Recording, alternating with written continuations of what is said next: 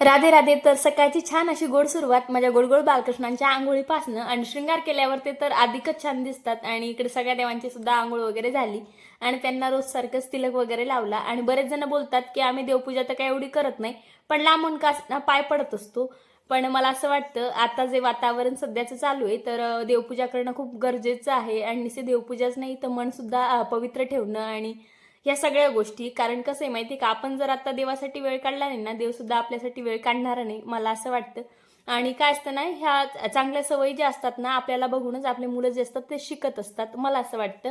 आणि माझी मोठी मुलगी सुद्धा, मी जसं माझ्या बालकृष्णांना झोपवते ना रात्री, तर आता ते बऱ्याच दिवसापासून, साधारण महिन्याभरापासून ती बालकृष्णांना रोज रात्री झोपवते. आणि त्यांच्या वेण्या घालण्याच्या नांदात असं काही माझ्या भाकरीची हालत झाली होती, पण आता जळकी बळकी का ती खावी तर लागणारच होती.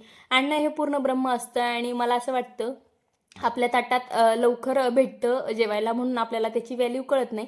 पण मी आजपर्यंत असं कधीच केलं नाही की मी अन्न वेस्ट केलं, मग ते पंक्तीत असो या घरी, मी ते पूर्णच खाल्लं असेल. जेवढं लागतं तेवढंच वाढते आणि विनाकारण मला असं वाटतं की अन्न हे वेस्ट करायला नको. इकडे सिद्धू माणं गेल्या आणि मग मी सुद्धा माझं काम सुद्धा मला करायचं होतं आणि मला लगेच पोटोबा सुद्धा करायचं होतं. पण तुम्ही भाकर तर बघू शकतात.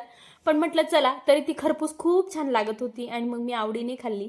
चला, तुम्हाला माझे मिनी ब्लॉग कसे वाटतात कमेंट करून मला नक्की सांगत जा. आणि चला, इथंच एंड करते. राधे राधे.